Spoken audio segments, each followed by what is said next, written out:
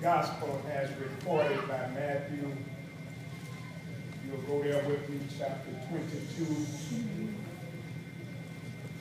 Since Reverend Bridgeport read from 15 throughout 22, and I said 22, I really want to focus on verse 21.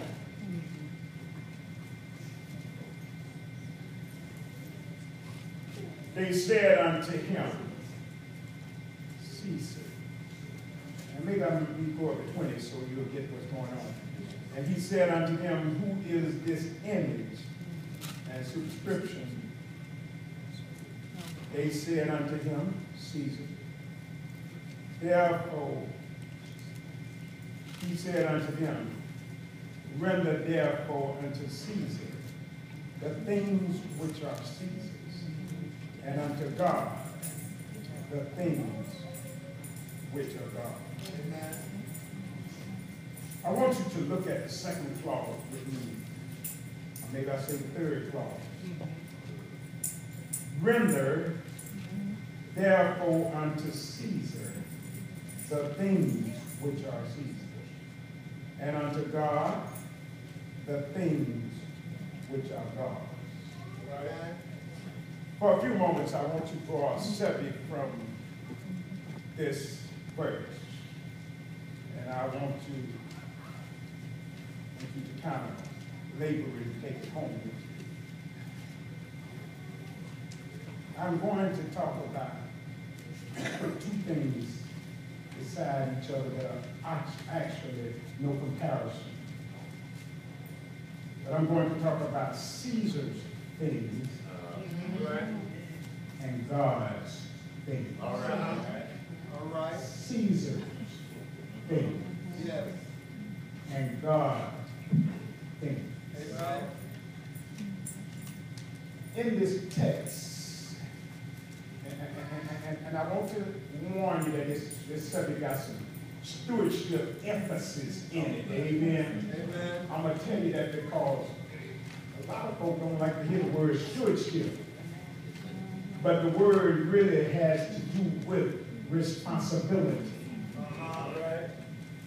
In this text, this is a unique situation because many people say when it comes to Jesus, Jesus never said anything about money in his ministry. Anybody who would make such a statement really haven't read the gospel. In chapter 6 of Matthew, he talks about am and am getting in the first part. Are y'all here with me? And on down about verse 19, he makes a statement and says, lay not up for yourselves. That's right. What am I going to talk about? Yeah. Treasures on earth.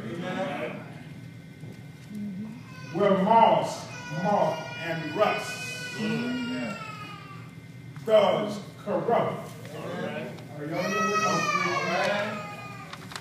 And where thieves break through. That's right. And steal. Do y'all Bible read like that? Then you come back and say, because what you really need to do is lay up treasures. That's right. In heaven. That's right. Y'all don't like to do it. Then he says, because where your treasures are, there will your heart be also.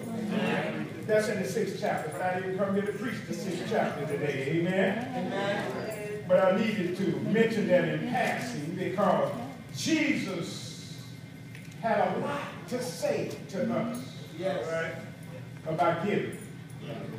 But what he really wants us to do is keep things in the right perspective. prioritize. Thank you. Prioritize your situation. I'm getting right. Y'all know the word I'm trying to say. Put things in order. That's right. Let's realize something this morning, that God comes first. That's right. Before everything else, God comes first. Yes.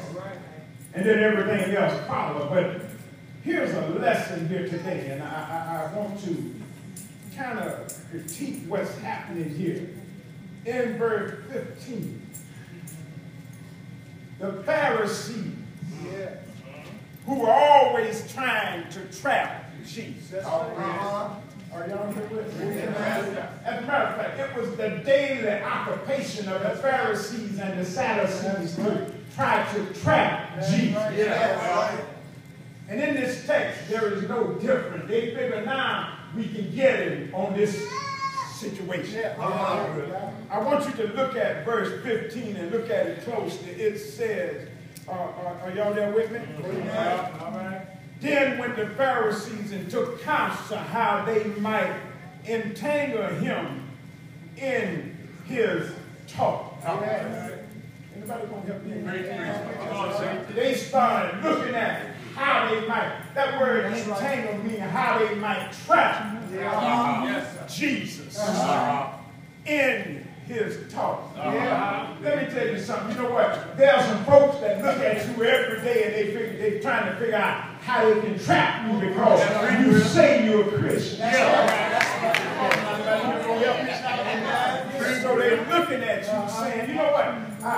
If I can't get him here, I can trap him in his talk. That's why you hear people say, if you want to talk the talk, walk the walk.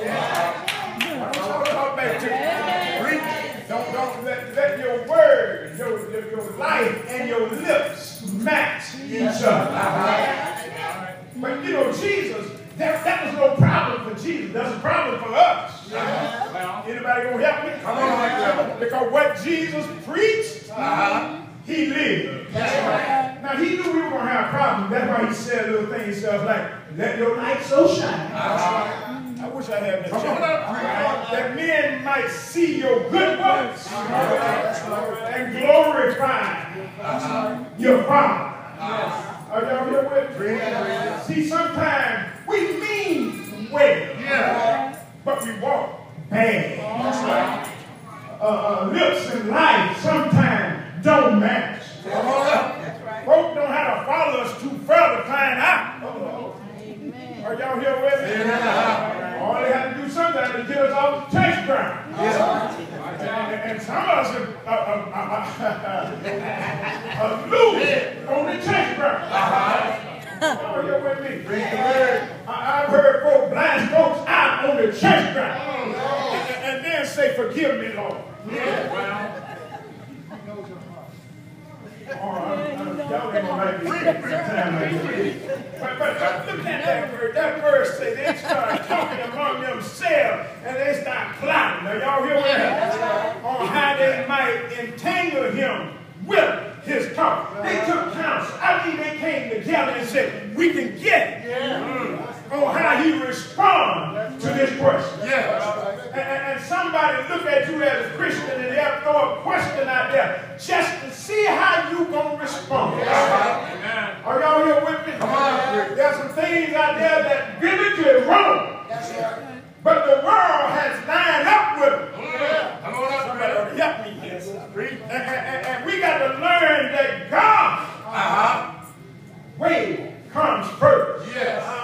But look at it. Look at the text. I don't want to hold you too long. The choir, I got to work in the choir and everything that be going on first thing. I got to trim that down. So.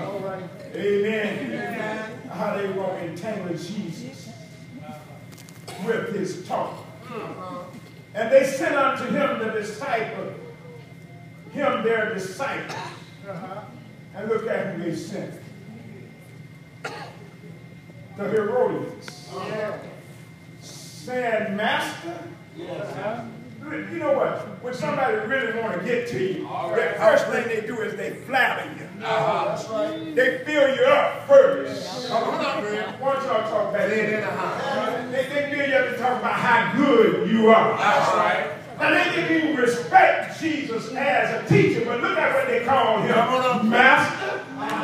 This group really didn't want to recognize him, but they come together, and they've gotten together with the Pharisees, and these Herodians were those who believed in the Herod concept. And they were what you would call silver people. They believed in what the silver law taught. And the Pharisees were the ritualistic people. They believed in what the rituals said. And they really couldn't deal with one another. But because they both opposed Jesus, they came together. That's why when you hear them people saying that politics makes strange bedfellows. Are y'all here with me? Are y'all here with me? But here are two groups who really was at odds with each other. That's right. Because the Pharisees didn't want to pay the taxes. And the Herodians felt like it was your responsibility to pay the taxes. Well, this is a good message for this time, because that's what y'all getting taxes soon, right? Amen. Won't y'all talk back to me? So y'all would say, now why Rev come in here and preach? I hadn't even thought about it, to just did. But this whole situation is about taxes. And you know, most of us can't stand taxes. We get mad every time we look at the check and they had to take out all this. That's right. Helping somebody. Some of them have so bad. Who in the world is FICA? I mean, we'll go to the people who wrote the check and question what this for. So this is the kind of folk these Herodians were. Are y'all here with me? They were the one who were on top of everything. They were really tax collectors, but they would be above the normal tax collectors. Are y'all here with me? They are above those that the Jew hated both groups. Now they hated